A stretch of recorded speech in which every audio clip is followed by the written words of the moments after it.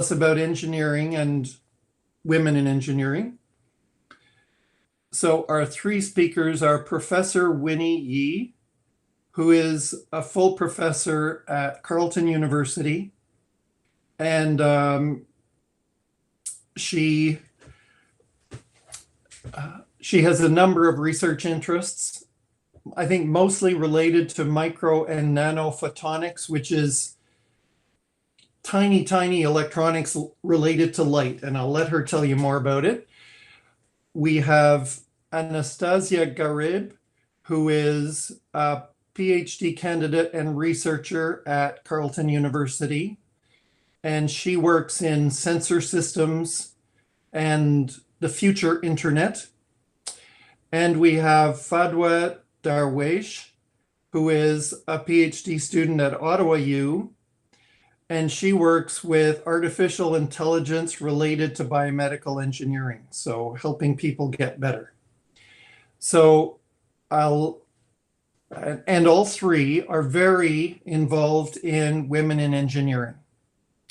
So I'll let them tell you more about themselves. So Professor Ye, can you start, please? May I share my screen, please? I can?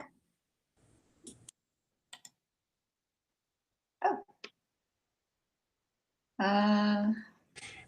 At the bottom right, there's a Present Now button. Yeah, I tried, but it didn't work. Just 2 seconds. Jose, is it? Oh, gosh. I don't know. It says, cannot share my screen.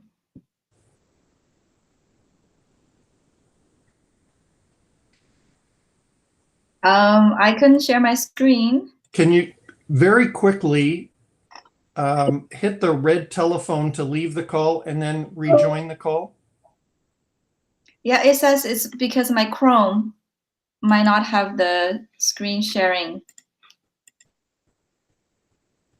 Oh, okay, right here maybe. On our end, we everything is okay to be shared, so it's not something on our end. I'm not sure. It says I cannot share screen with my Chrome. Can you just try hitting the red phone to leave the call and then hit rejoin? Yeah, I think.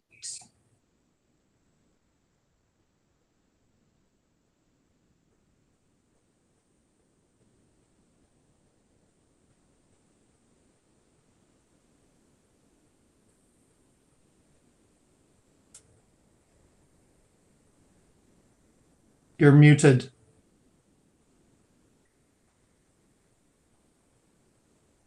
Oh, I'm muted, sorry. It looks like I have, I cannot share my screen because it says my Chrome might not have screen recording permission on your computer. I don't know what that is. Really? Maybe you could quickly just email the presentation to Don and he could share his screen? Yes, but my file is really big. I'll try to do that. I might suggest while that's happening, maybe someone else could go? Yeah, maybe Anastasia or Fadwa can go first. Let me figure out how to do this, okay? Anastasia, can you try? Yes, sure, I can try.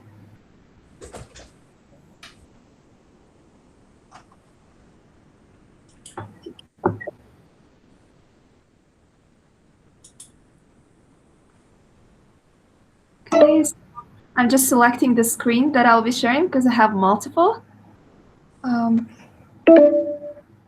Oh, interesting. So I have I received the same error.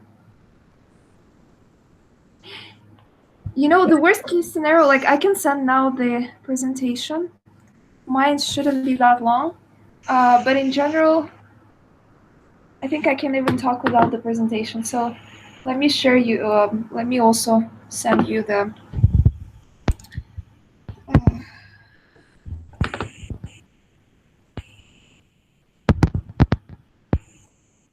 okay. Fadwa, are you able to share your screen?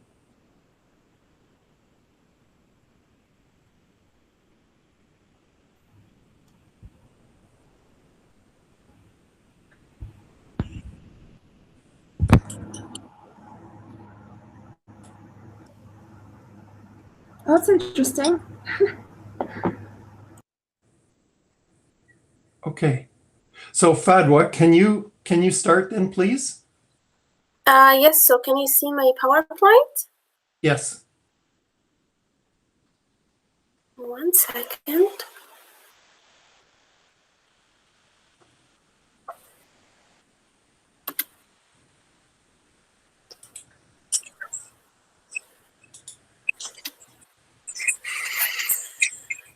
Okay.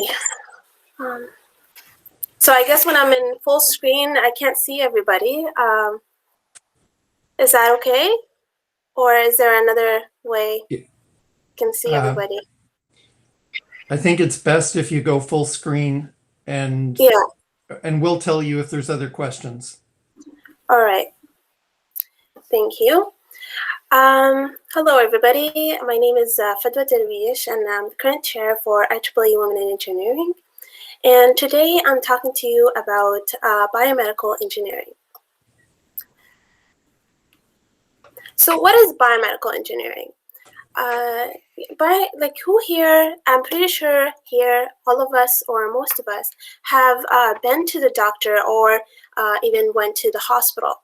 And for the hospital staff, like the doctors, the nurses, they need some tools to be able to provide treatment or testing.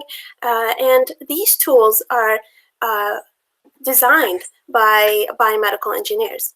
So biomedical engineers design these tools, create better innovative solutions for everyday problems that are whether in the hospital or outside the hospital. So let's see what's the definition here that we have. So biomedical engineering applies engineering principles to solve problems in medicine and healthcare. So it combines many disciplines. So it looks at what do we have in terms of engineering principles that we can use to solve problems in medicine and healthcare and in biology. So there's a lot of disciplines that go into it. It's called multidisciplinary. It has electrical engineering, mechanical engineering, and even like genetics and like biology, all types of biology. So it's a very interesting field. It even has like computer science and like Don mentioned, like artificial intelligence, which is like training a robot. So it has many disciplines that goes into it. And it creates tools, devices, and machines. So what is a medical device? Can anybody tell me what do you see here on the screen, or if you have seen any of these? Raise your hand and I think your teacher will let me know. Miguel. Sorry? Miguel is going to tell you. Okay, go ahead, Miguel.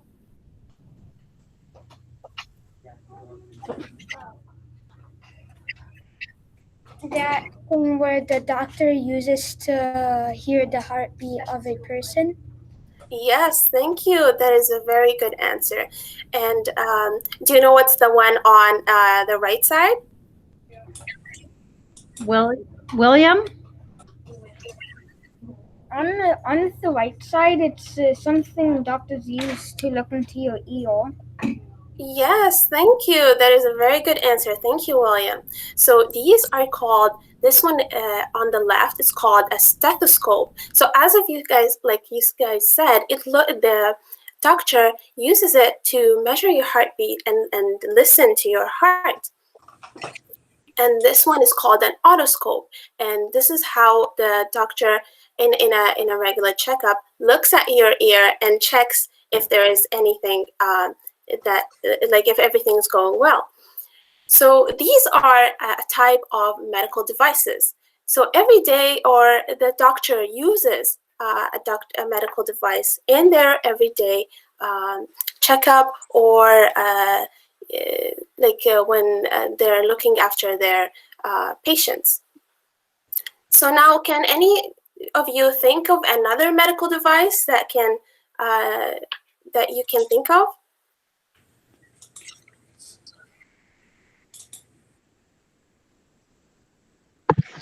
We have a answer over here.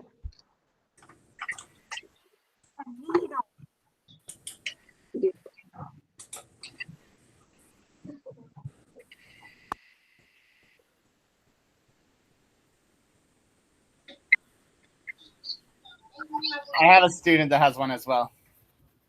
I would like to hear. An X-ray? An X-ray. Wow, that's excellent. Thank you. Yes, an X-ray is a medical device. It's a type of a machine that the doctors use to look inside your body, and it's usually done for bones as they have like the most density. Can anybody else tell me of another medical device? Jeffrey has something. He's gonna let us know. Blood pressure. Cuff, right? Blood Yeah. pressure. Blood pressure cuff. Yes, yes. You mean like when they want to measure like they measure, like they put it around here, right? And then they see your blood pressure? Yeah. Okay, and if anybody else, or just one more.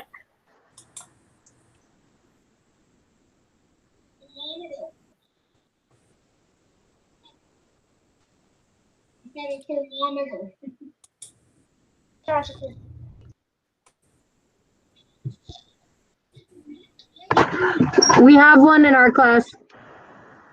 Go ahead. A cast?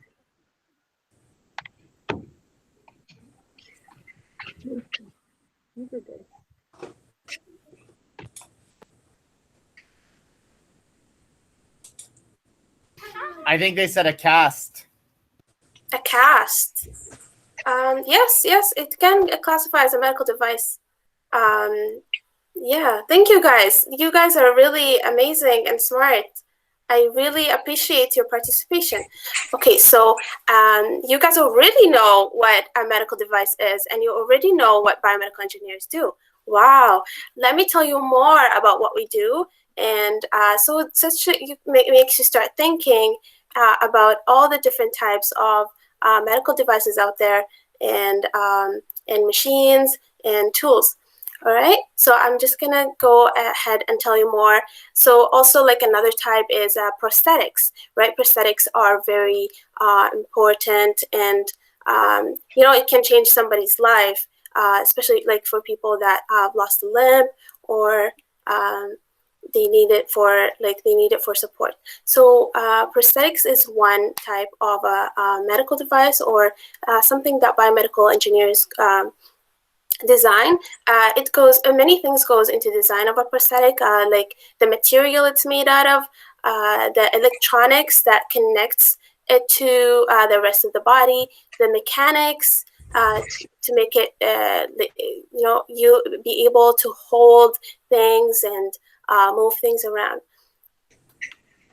In the hospital, there's many biomedical imaging techniques. Do you guys know what this is on the, what's this picture of?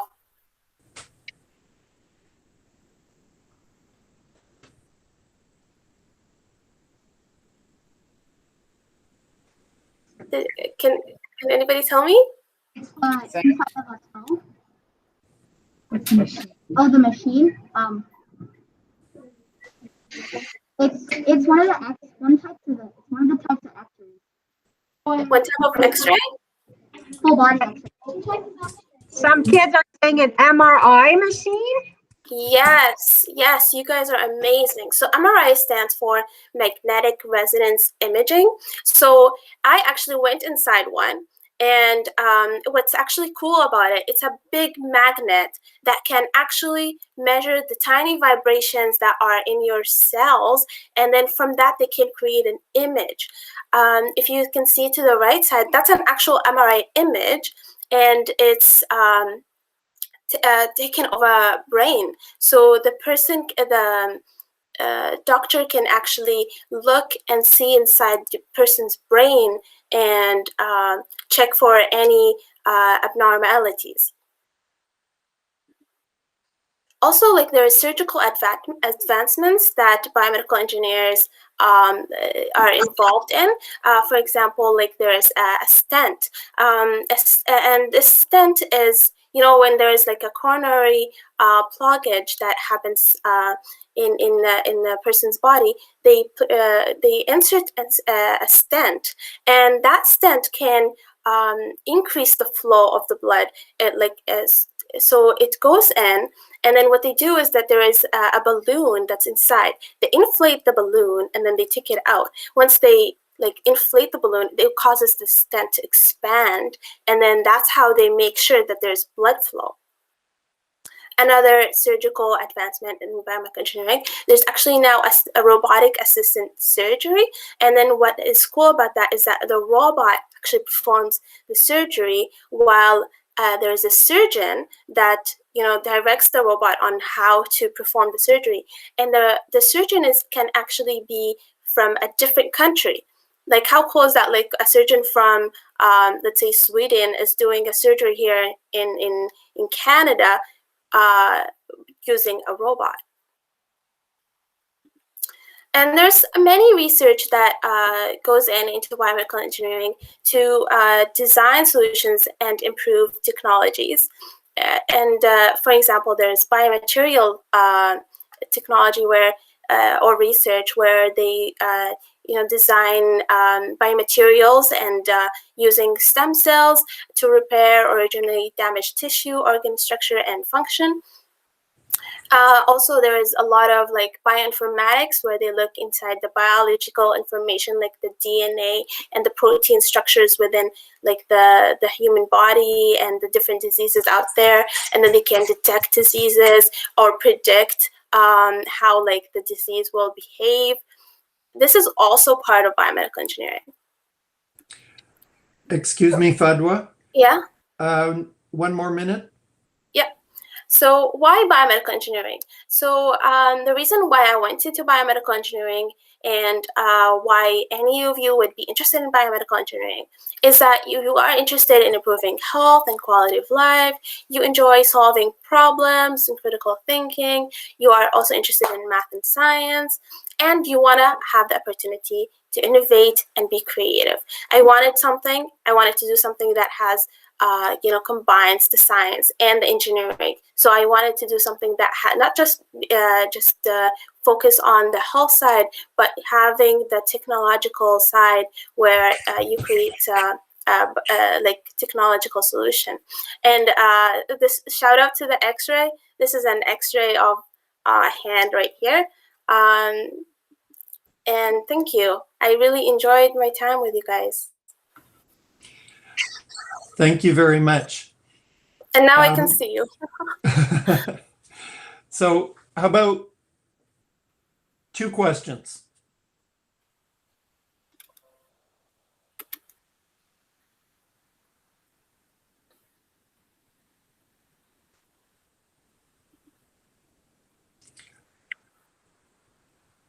Teachers, any questions?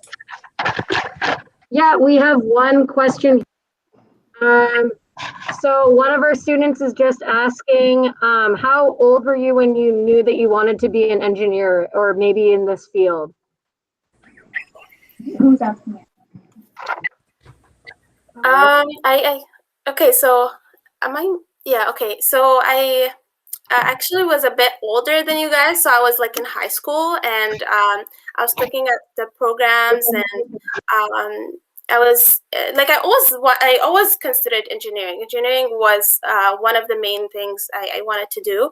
I was interested in other things as well. I even applied to accounting.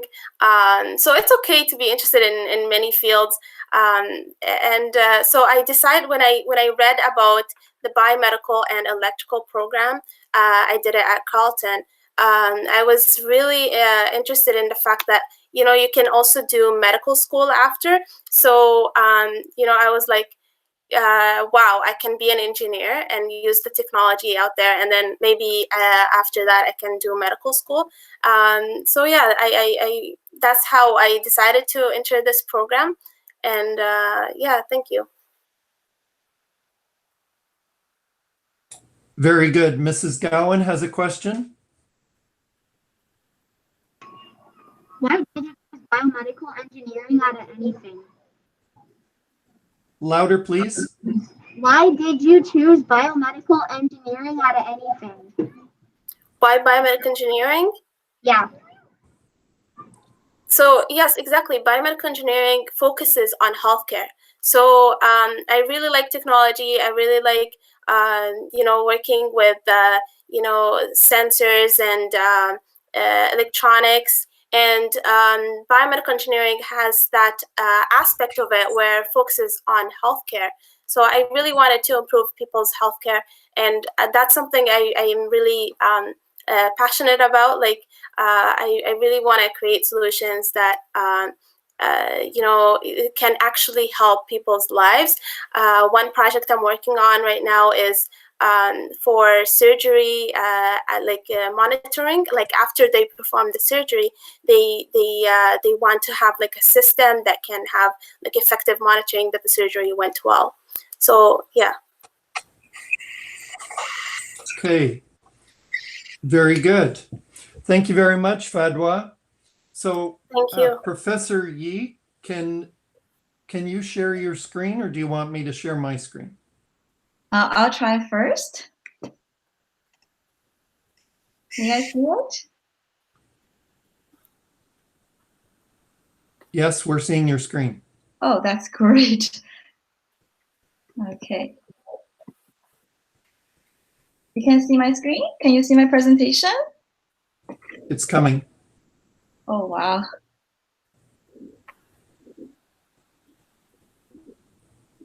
Can you see my presentation, guys? Yes. Yes. That's great.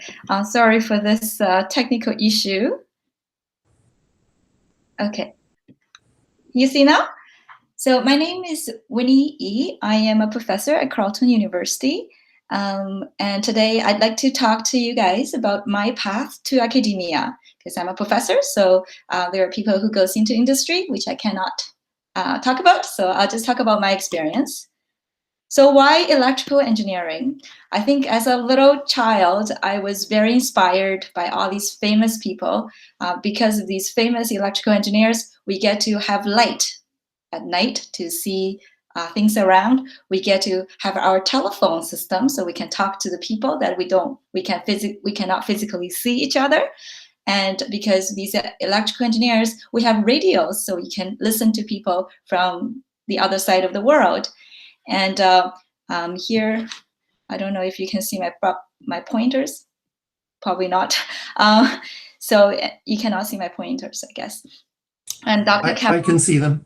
Oh, you can? Okay. Dr. Cow is the Nobel laureate who received a Nobel Prize in optical fiber communication. So with his invention, we're able to connect like today, so that I can see you guys, I can talk to you guys via video. And Martin Cooper here was the guy who invented cellular phones. That's why everybody has a cell phone. So you can call your parents, call your grandparents, call whoever you love and care about during this pandemic. And the most inspirational person for me is Dr. Donna Strickland. She was a Nobel Prize winner for her wonderful work in optical pulses, nonlinear pulses, ultra-fast pulses. She received in 2018. She's the first female Canadian Nobel laureate. So really, these wonderful electrical engineers gave me so much inspiration for me to be in electrical engineering. So here is a photo of me getting my degree as a Bachelor of Engineering. So this is a long time ago. I think it's ahead of you guys, but this is me back then. And I didn't really know what I want to do next. So what I did is, well, if I don't really know exactly what I want to do, because electrical engineering is really big, so I went to grad school. So this is University of Toronto, where I went, where I studied photonics, which is about light. So where I lived, where I worked, where I studied the most in Robarts Library. I spent lots of long hours there studying. And during my my first year master's degree, I was very fortunate. My work has been presented at this international conference in La Jolla, California. So for the first time in my life, I was flew into California for free because This is the conference, right? And my supervisor paid for my registration, paid for my flight. I really, really enjoyed it. And after that, I said, wow, you really get to travel for free as a student? So then when people ask me, what do you want to do next? I said, well, I want to keep doing this because I really loved it. So I continued to do a PhD. So I spent 4 years doing PhD actually here in Ottawa. So I spent most of my time at the National Research Council in the East End of Ottawa. During this time, I went to 10 conferences in Canada, US, Germany, Japan, all free. Not really free, but presenting my work paid by the research grants that we received. So this is to share my passion with my work and to share my knowledge with the rest of the scientific community. And this is years ago when Paul Martin was the prime minister. I get to meet him with a team of international scholars. So it was a very great experience. And in 2005, I actually was an exchange student at the University of Tokyo. I spent 4 months in Tokyo doing research, and that was really, really wonderful. Well, although I experienced some really crazy earthquakes there. So soon enough, I did my PhD defense. I was really shaking at the time. It's really hard to see from the photo, but I guarantee you I was really nervous. So I became Dr. Winnie. So I asked my supervisor, what should I do next? Because I didn't have enough fun yet. So my supervisor said, why don't you do postdocing? I said, wow, postdocing. Okay, sure. I'll do a postdoc at MIT. So in 2007, I arrived in Boston. This is a beautiful, gorgeous view from my bedroom window. So you really appreciate the beauty of Boston. So I spent almost 2 years in MIT. I get to meet really wonderful people. And here on the left corner here is my supervisor. And this is the team at the time. I think within this team, there are at least 15 professors in various universities in the world. And it was very, very great experience. And also I had lots of fun while doing a lot of research. So here's me doing my dragon boat on Charles River in Boston. I joined a badminton club, bowling club. I started to learn how to paint, do pottery. I even did pistol shooting, target shooting for fun, and sailing. I had so much fun, and I didn't really want to come back. And I got a position at Carleton University. So, well, you know what? I'm in Boston. I may as well stay 1 more year in Boston. So as Harvard University is only 2 subway lines behind, so I did a second postdoc for 1 year at Harvard. So I spent this 1 full year doing fabrication. So you can see these are very beautiful photos of what I did. They're all like image sensors, basically, but they're really, really small. So in 2009, I came back to Canada as a professor. I joined Carleton University, and this is what I do. I work with nanophotonics. So nanotechnology, everybody hears that, I guess, from the movies, from the media. It's basically 2 parts. There's nanoelectronics and there's nanophotonics. Electronics has something to do with electronics in the molecular scale, which I don't do very much. This is my background in my undergrad. But in my grad studies, I have mostly worked with photonics. Photonics is what we study the light-matter interaction. And the word nano just means that we're working with these interactions at nanoscale. So 1 nanometer is 1 billionth, 10 to the minus 9 of a meter. So imagine your hair. The diameter of a human hair is around 100,000 nanometers. So that's the scope that I'm working with. So you cannot see by your eyes because things that I work are really, really small. Okay.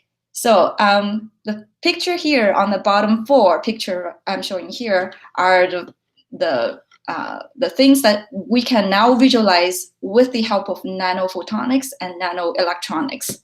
The first picture, I guess everybody can tell, this is the human red blood cells. Clearly, you will not be able to see by your bare eyes, but with nanophotonics and nanoelectronics, you could be able to see these beautiful details of what's inside our blood. The second photo, usually I would ask my audience what it is, but as online course, it's really hard to do that. This one is the tip of your hair. Okay, you can see very fine details of the ribs at the end. This is the human neurons in the brain. And this one, I always catch my audience. This is a taste bud. So if you look at your tongue, and this is the the buds that really can tell you if it is sweet or sour, and so on. And you can see so much detail because we have, nanophotonics and nanoelectronics. So why is it so important with things in nanoscale? I think because a lot of people, probably a lot of you have watched movies Ant-Man, right? So the movie isn't really about nanotechnology, obviously, but it gives you a perspective of how things will be so different when you are in a very small scale. So shrinking from a normal sized man to an Ant-Man, you see everything different because the physical, the chemical, electrical, the mechanical, optical, magnetic properties become completely different. So to give you two examples, strength, for example, everybody uses a pencil, right? You can write with it, you can draw a beautiful picture with it, right? Graphene is very, very soft because you can write on it. However, if you smooth the graphene into a single molecular plain sheet like this and you roll it, this becomes the strongest and stiffest material. So for those of you who play badminton like myself, these high-end badminton rackets are so strong. And for those of you who loves biking, the bikes that you buy, if you buy those high-end bikes, they have very, very light material, but they are really strong because they are transforming from a very large molecular kind of arrangements of carbon into a single sheet of carbon that makes the material change its property. Color as well. Everybody knows you have gold. You have gold jewelries. They look like this beautiful gold color. But if you grind it into a single layer of gold atoms and put it in a glass, look what color it is. It is red. If you go to church in the weekend, you can try to notice the beautiful glass stains in the church windows, and there's red, blue, green, whatever color it is. And guess what? Those are all molecular powders of different metals that you can think. The gold, the silver, whatever. When they grind them into small powder, they put it into material, they have a different exhibition of color. So these just gives you some very basic idea of how nano things can change things that you can visualize. So for my group, we do a lot of nano stuff, obviously. And my specialty is I'm an experimentalist, so we do a lot of fabrication. So these are some samples of what my students have made. So remind you that your hair, diameter of your hair is 100,000 nanometers. And this is about 100 nanometer, 1,000 nanometers, this length here. So this is, you can see these beautiful ribbons and these little segments of things are the things that my students actually make. So you cannot see them, obviously, but with the microscope, you can see them beautifully. And they're not just for beauty, obviously, they have functions. So here is one example of my student made this nice, beautiful chip, microchip. And if you zoom into the thousands of devices we packed inside this little chip here, it's actually little discs. You can see there's a beautiful disc with a 5 micron diameter disc on it. What do? They perform switching that can be used for computers in your cell phones and in your laptops in the future. And excuse me, Professor Ye, one minute, please. Sure. And here you can see a picture of me holding a solar cell that my students make. So you can see how small they are. There are 1, 2, 3, there are 6 solar cells there, and they can generate a lot of electricity if you put them in a bike, cars, or whatever.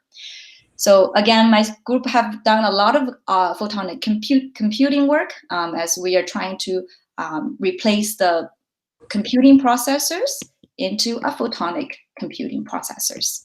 Okay, so here is an image of what our group is trying to achieve in the future. So this is a photonic computing chip, and instead of comparing this one is the one from Intel, and this is one that we envision in the future. We can use photonics to replace all the microelectronic chips. And the other thing that we really work is Li-Fi. Can you imagine you walk in a room, all the lights in the ceiling, when you drive on the highway, all the light lamps along your driving, they are all transmitting data to your cell phone without anything. So this is the future for my vision, is that wireless communication everywhere between any devices, between any lights. So my group, my students are also trying to make this happen as a reality in the future. We also try to make LiDAR. And instead of a rotating part, we want to make a LiDAR that it's a single chip size, and you can mount it on the surface of your car, and they can do a very high resolution scanning of the environment. Solar cells, I mentioned before, this is great for outer space exploration, and Tesla roofs have been actually commercialized both in US and Canada. You can buy them. According to the price online, Google, you spend $42,000 and get this beautiful solar shingles. Then you don't really need to have to pay hydro bills. So my advice to you guys is you have to find your passion first. And once you know where your passion is say in electrical engineering, you keep your options open. You can assess your values and skills by recognizing your strengths and your weaknesses. So this you can talk by talking to your teachers, talk to your school counselors, and so on. You plan this early so at your age is perfect. And you can try out summer jobs, right? Or volunteering for university labs for summer exchange programs. And the key is to find a mentor, your teacher, your family friend, your school counselor, and then they can help you to create a strategy to make yourself stand out in the future. So ask yourself from after today's presentation, what are you passionate about, and go for that. Great, that's my presentation. Thank you very much. Thank you very much. One quick question. Yes.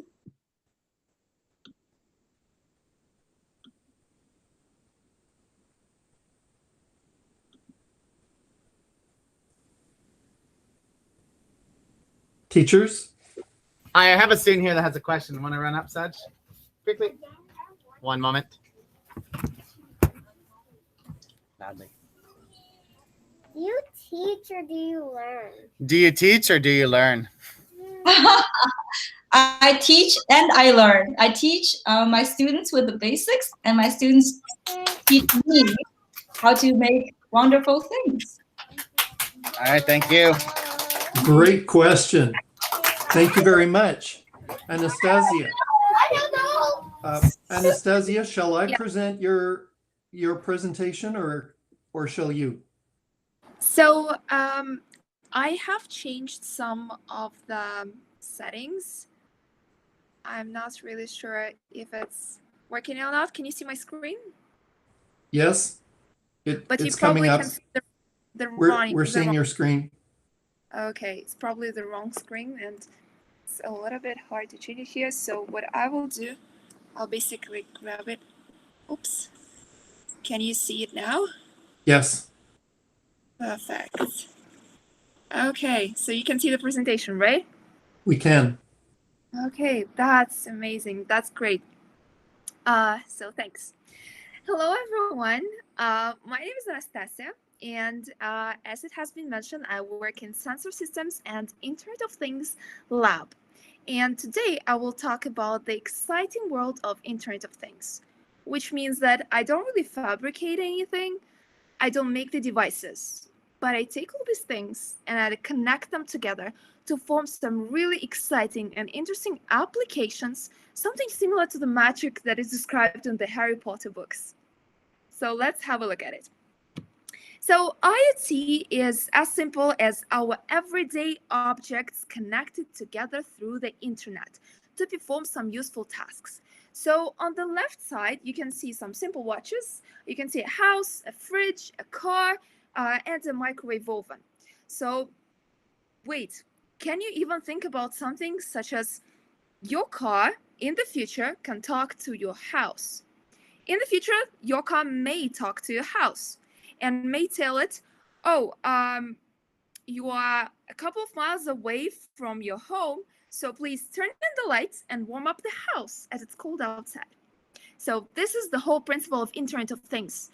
It basically equips simple objects on the left with some sensors that Winnie has mentioned. Like, for example, for the car, it is the LiDAR, a specific device that is placed in order to sense and to measure the surrounding environment, the distance between the car and all the environment.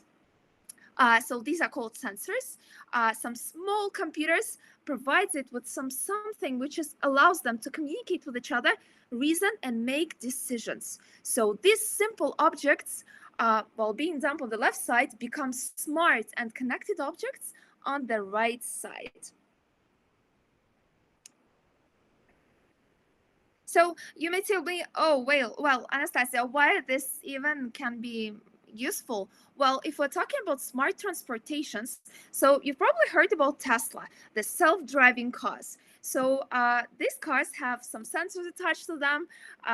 Some of the smart transportation systems in the future will allow cars to talk to each other. So your car will be able to reroute the route and take the route that doesn't have the traffic jam, for example. You may tell me, okay, sure, this may be interesting and may be useful to some sort of extent, but how does this technology, Internet of Things, work? And in order for me to explain to you how does Internet of Things work, let's have a look at the following slide. So I want to introduce you to Alex. This is Alex. She lives in a house. She woke up at night and she is thirsty.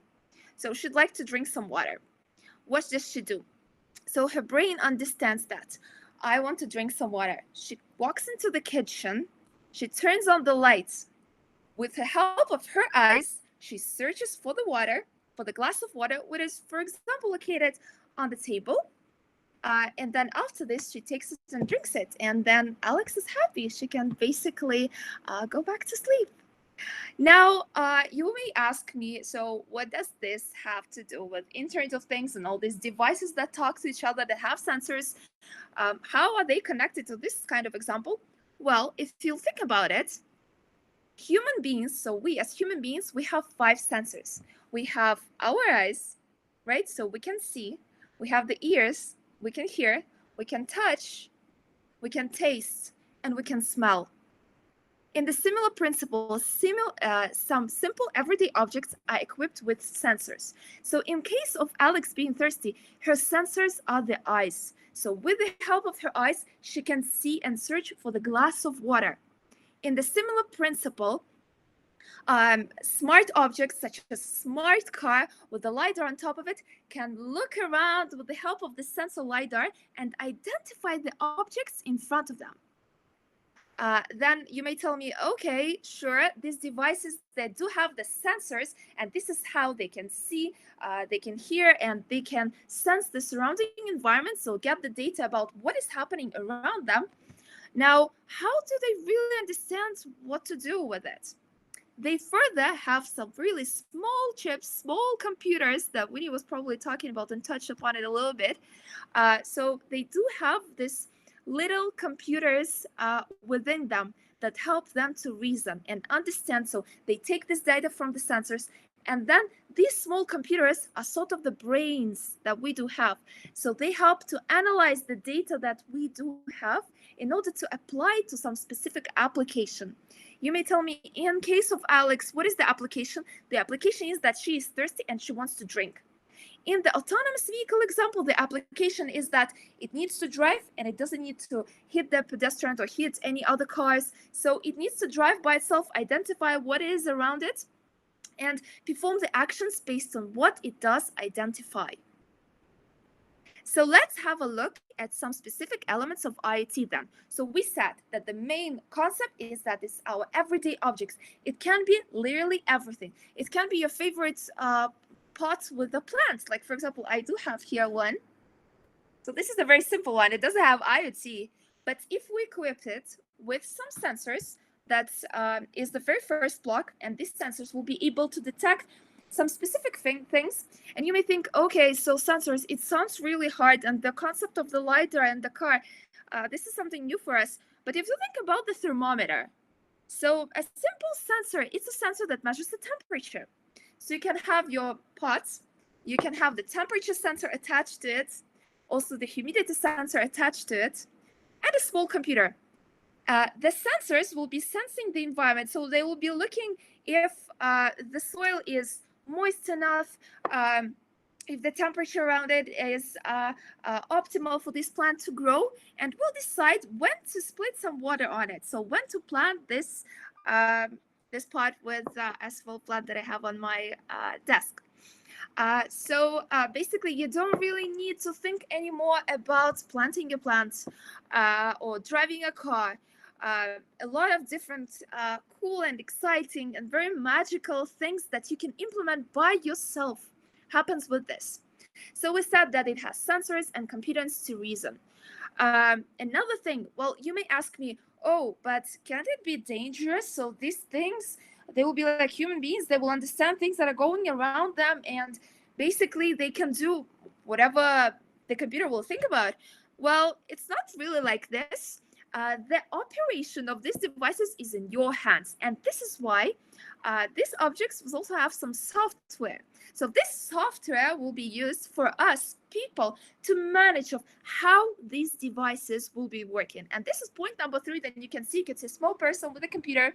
So before this device will go to you as consumers, as people who will be using it, some engineers will be programming it so that it operates only in the way that it needs to operate, and it doesn't do anything extra. Now, we said that, okay, we have these devices, now they're smart, they have sensors, they do understand what's going on around them, they do have some small computers, so this computer, it can basically reason and do some things. It's not that dangerous, people can handle of how these devices do behave. But you may tell me, oh, in the first slide, you've mentioned that some of these devices, they do communicate. So yes, some of the IoT applications involve communication between devices. And for this purpose, we do have the internet. So the internet connection is something which allows these devices to communicate.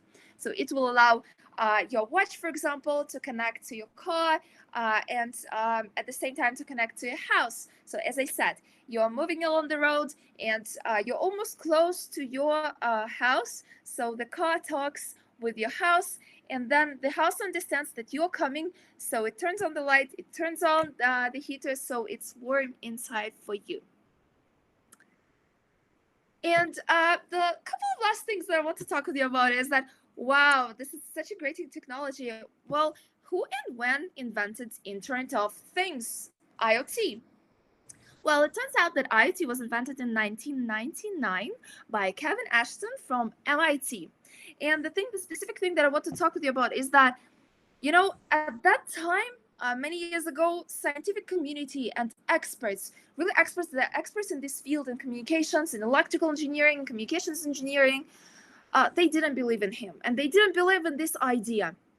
But he believed in himself, and through the past couple of years, basically things happened that this concept, it was opened up.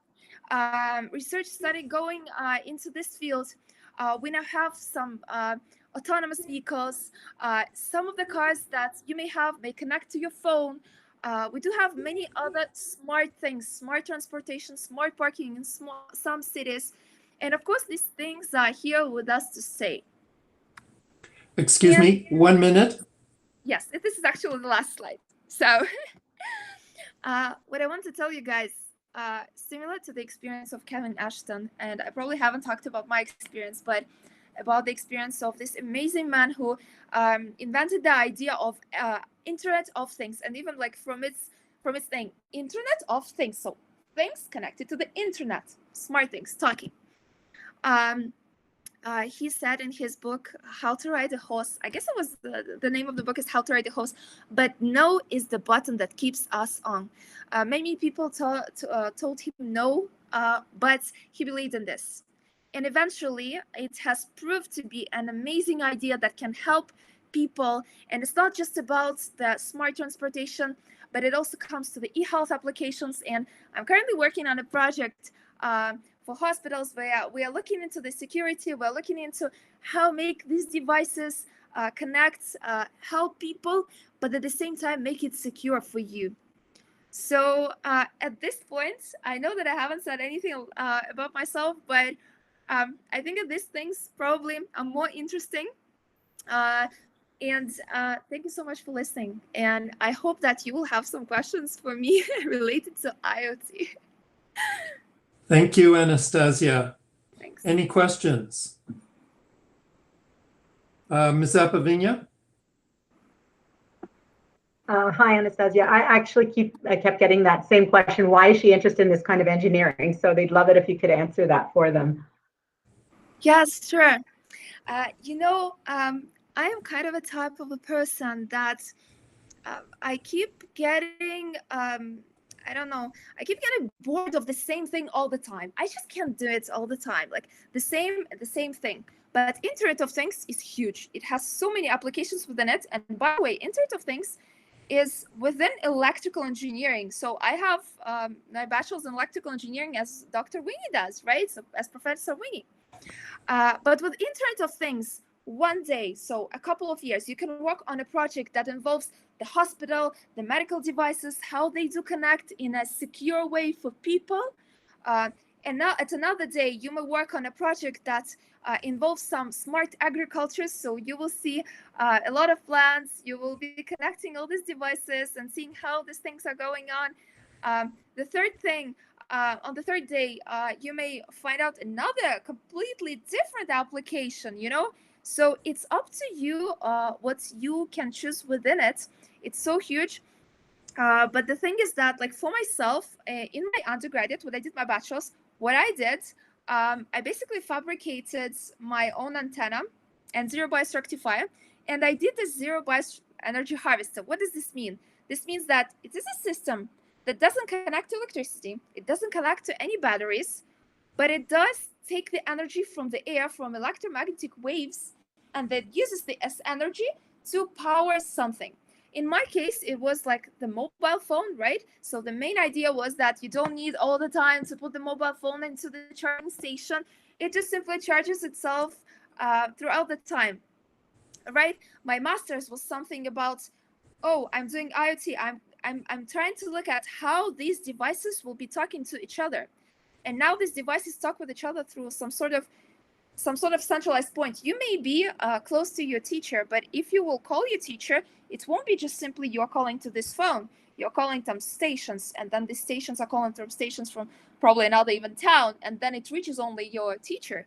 But you want to talk with your teacher just simply directly like this.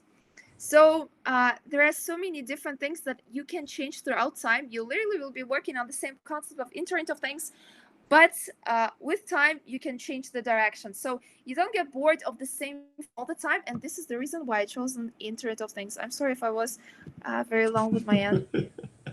Thank you. Ms. Redmond, a question? Yes, so we have one here asking about the Internet of Things. Do you think that the International Space Station is kind of related to the things that you're working with in terms of devices communicating, because it has to communicate with the Earth based on what they're finding? Yes, definitely. You know, I'm currently teaching a course at Carleton University. I do learn and teach at the same time as well. You never stop learning. So it's called remote sensing, and it basically talks about satellites and satellite systems, drones, and autonomous vehicles. So these satellites, they actually help us to communicate. So they help us with the communication. There are even some works currently that are being done in communications when there are, so around the Earth, we have constellations, so many satellites all together. They talk to each other and they talk to the Earth in order to transmit and help the devices talk to each other, you know? So this, of course, is related. And I did touch the satellites a lot in my career. Yeah, and I hope this answers your question. Wow, thank you very much. So it's, I think we've heard 3 amazing presentations. Thank you all so much. Professor Ye, Anastasia, and Fadwa, in no particular order. We really appreciate your time and your sharing your passion with us. And I think you've inspired a lot of young people today. Yes. Before we go, Mr. Ball, may I just say a quick word? Please. So on behalf of all the staff and students who participated in your presentations, thank you so much for taking the time out of your busy schedule and sharing your passion for engineering. It was very interesting and the students were very engaged. Also, thank you to you, Mr. Ball, for facilitating this for our students. You're always there to help us and guide us through and engage us into some new learnings. And last of all, thank you to all the students for your participation and good listening and for being so engaged. So thank you. This was an amazing morning. It was. Thank you. And And thank you to Rebecca White, who You guys want to say introduced thank me to Professor Ye, which kind of got this all started. Oh, wow.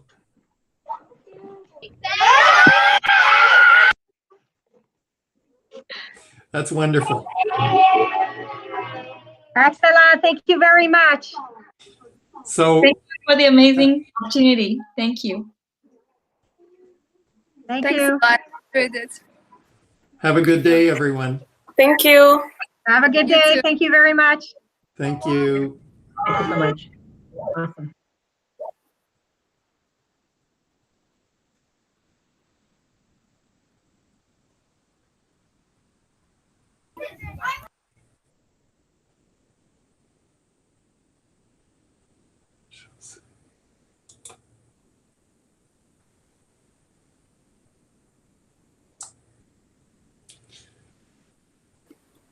Thank you so much That for the was good. opportunity.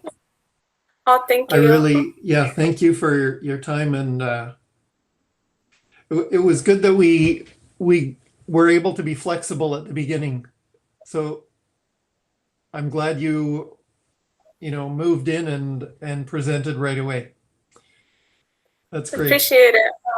Yeah, I don't know if like I wanted to have like the kids participate. I'm not sure if that took more time, but I hope they enjoyed it.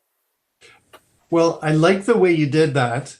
And in a virtual meeting, it's hard because you don't see the class. But I think you did it very well. Thank you. Thank you so I'm sorry much. I had to clip all three of you. You had lots of cool stuff to talk about, but we had to stay on schedule. But it was a wonderful experience. Really appreciate it. Thanks so much. Same for me. Thank you. Nice Have a meeting great you. day. Bye-bye. Bye.